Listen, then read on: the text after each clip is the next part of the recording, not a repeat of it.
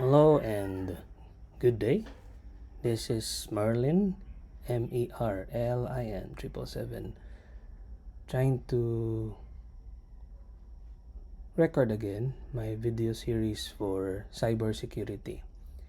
The purpose is so that I could capture some of my learnings and share it to the public, especially for the Filipinos who are interested in developing their capture the flag, their cybersecurity capture the flag or CTF, um, locally and even cloud-based. But for this recording, we will try to install a CTF platform called CTFD using your local machine. So, of course, we need the internet to download some of the links that is needed to install your CTFD.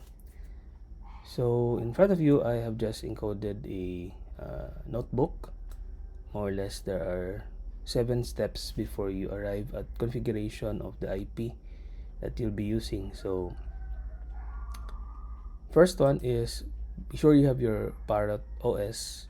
I'm using Parrot OS in this recording. Today is June 15. It's Saturday and around 5:54 in the morning. So hopefully this record will not be interrupted for 30 minutes or 20 minutes. So this is my Parrot OS, and what is it doing? Actually, I was trying to update this one. So it's still doing some stuff. I'm not sure if it's done already. Yes. Keep current version. Yes.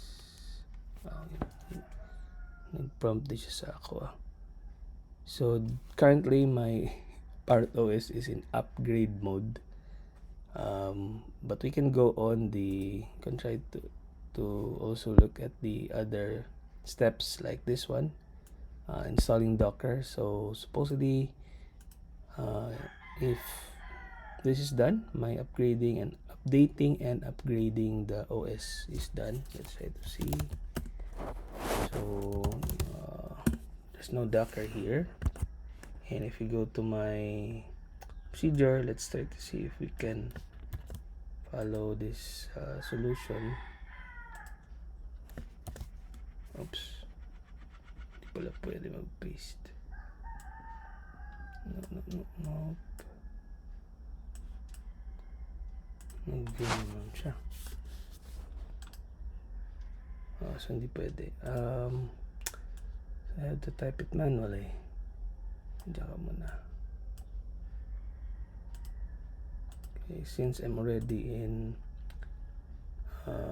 root mode, so that's na ako. apt install docker.io.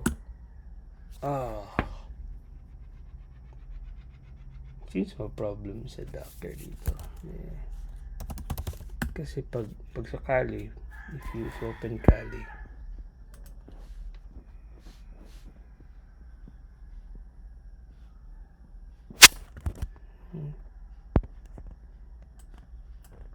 so if you open Kali, sa Kali kasi it will suggest how to install Docker. Parrot is medyo kuti.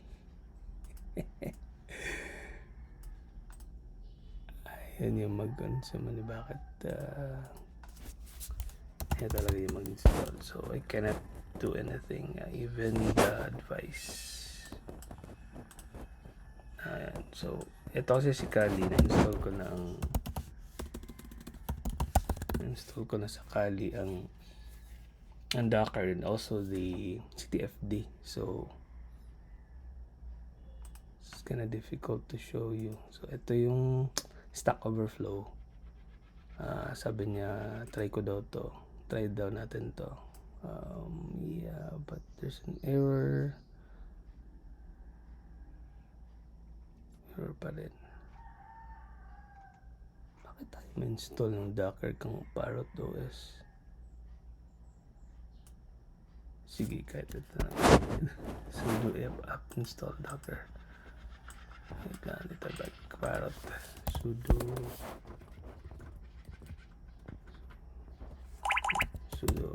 app install. Wala, ayaw talaga niya. Kasi itong Parrot na is free versus si Kali. Uy, Kali, run ka na. Back here. apt update. apt install Docker. Punta tayo nga, tama nga. So lagyan dyan.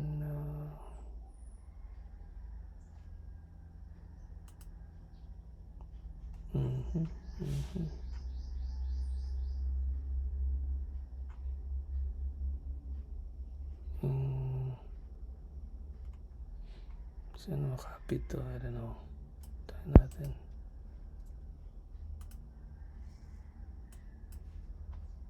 Doon tayo sa loob ng Parrot OS mag-inquire.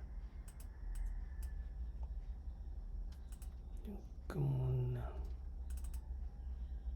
What's going on? Okay, exit ka muna. Close terminal. Close din yan. Okay, let's try to install Docker at Parrot OS. So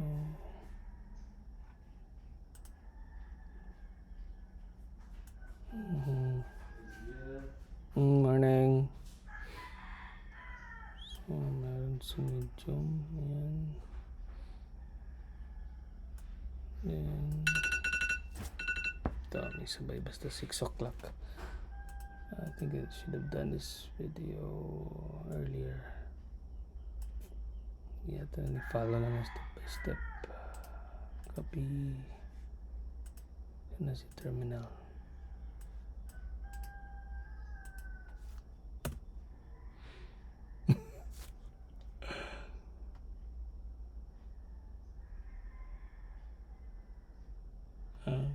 Gosh. Ito si Curl eh.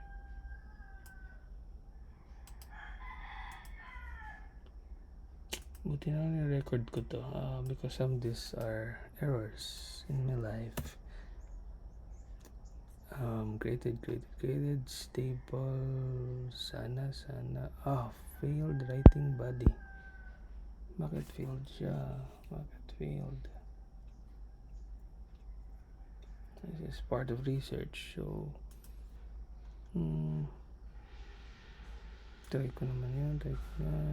Update install Docker CE. I don't know, try lang natin kasi baka ayaw talaga niya, and unable to locate package CE. Update apt update yun. Copy paste yung publicly available. Tapos ito naman, install Docker, sana meron. Okay, go there. Ay, wala talaga. Now we have a problem with Easton, we have a problem with Parrot. Kali. Hindi si Kali naman.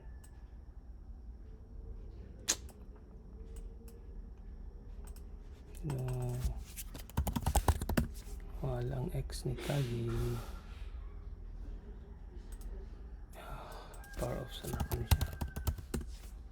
Oops. Power off.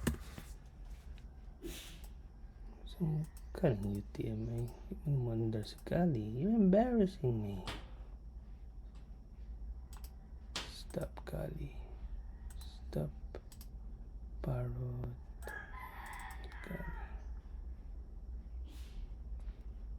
Buti na lang record ko ang Parrot, the Parrot experience. Daming arte sa Docker. Ito din si Kali ay mag-run.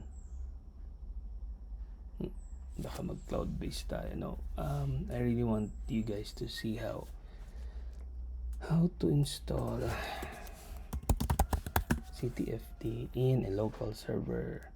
So ayan, kailangan pala i-off mo ng isa. So Docker is running here. See, Docker ps. Ay, sorry. Sudo su and Docker ps. So wala. Pero sige, try natin dito yung so anyway, hopefully kung meron right now there's no Docker container that is running, and punta tayo step 4. Step 4 is you are going to visit Google and type CTFD. So you go to Google and type CTFD like so. You press enter. Huwag tayo dito because here you need to pay for premium installation at the cloud. Ito naman, this is GitHub, and if you scroll down, you will find that there's a Docker. So actually, I find it convenient to install Docker using this one. I'm not sure if dito tayo sa Kali. So 100% we will use Kali. Oops, nawala yung video ko. Yan na lang. So if I'm going to use Kali and I go to Google and type CTFD. So go down and type as you need them. Tapos sa baba, oops, you'll find Docker run. So just highlight, copy, and then paste here. Hopefully this runs. And if you notice, that's port 8000.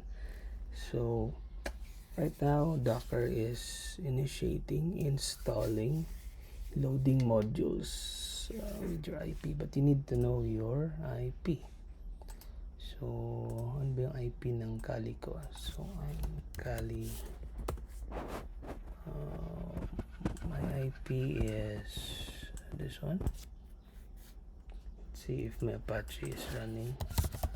This Apache 2 status, it's disabled, but if I'm going to run service Apache 2 start, okay, then let's status, it's active and running. Tayo lang natin yung IP nya, 192.168 dot 1. That's okay, ito siya. I come here and do this.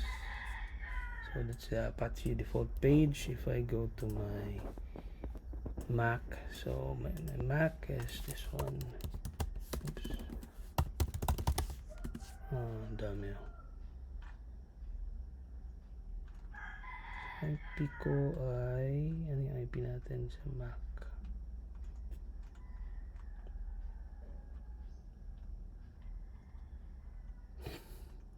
Kana na ba diyan eh? Ayan. So 192.168.188. Ito naman is 65. So pwede mo 192.168.1.65.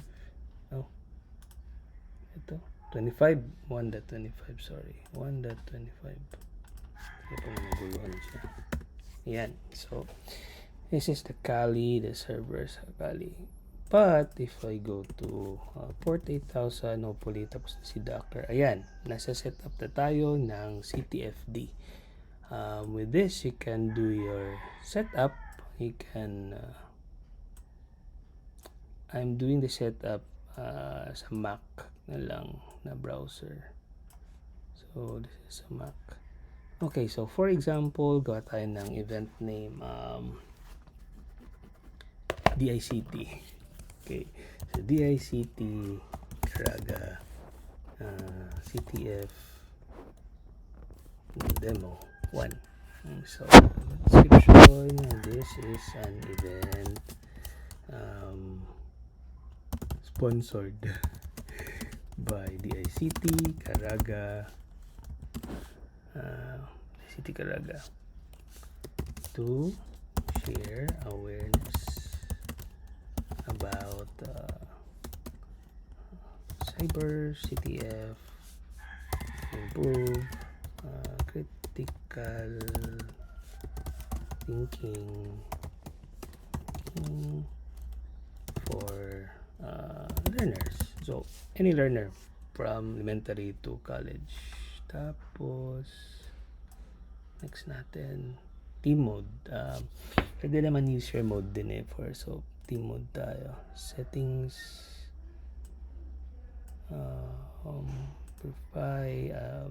I still didn't have time to focus on this verification of email, so what I do is I just go next and admin username Merlin, okay, at gmail.com. Sige, ito muna for now. Subscribe, subscribe. Next, style. Depende kung meron tayong logo, then you can put a logo here. Pwede naman to balikan. So next, date. So for example, we will start today and we will end up at June 30. Almost 15 days. Next, finish, and voila! Now you have your CTFT platform. But you can change this is your admin panel. So you have to go to your admin panel and you go to pages.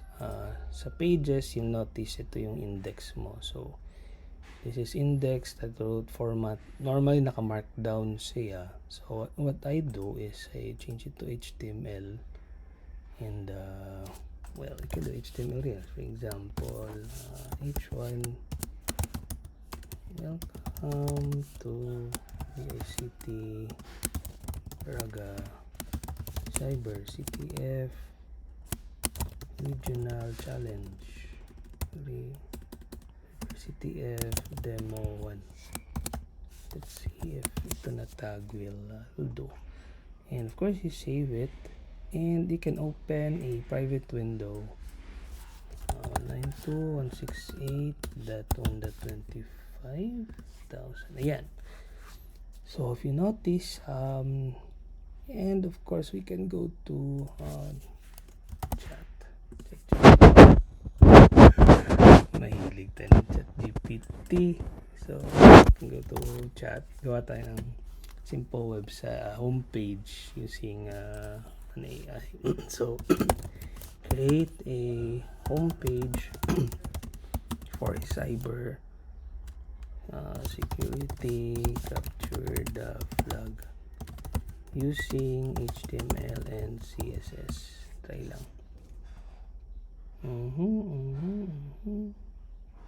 Challenge na kada ang ginawa niya. Parang platform ang ginawa niya. So, sige Brad. So let's try patay. Embed natin CSS. Embed CSS into HTML. Okay, yan. Para one code lang. Kasi mahirap pag mag-point ka pa ng file.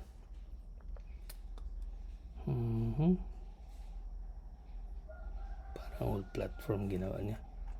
So we'll go to, may na natin edit yung code. We can come here,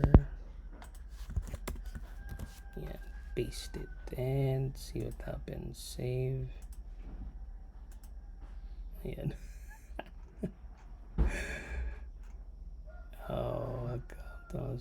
Yeah, so yan, gumawa na siya ng, and of course ang pinaka-importante dito is yung challenges. So gawa ka ng first challenge mo, Gawa tayo ng hello world.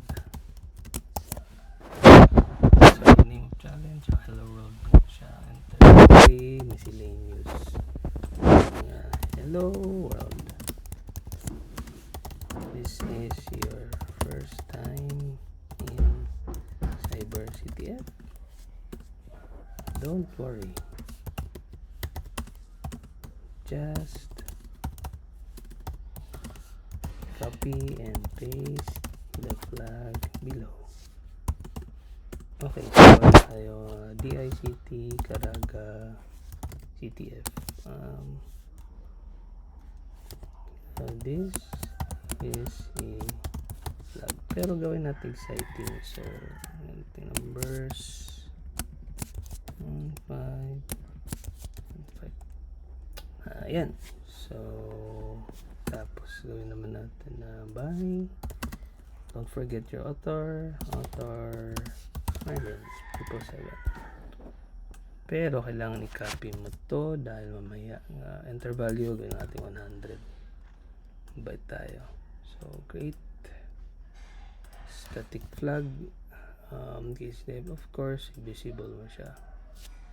Finish and go back to your testing site. We go to kailangan mo na mag register. So for example 1 2 3 email is learner11@gmail.com, password 123 and submit. So create a team, Phoenix 1, password 123, create.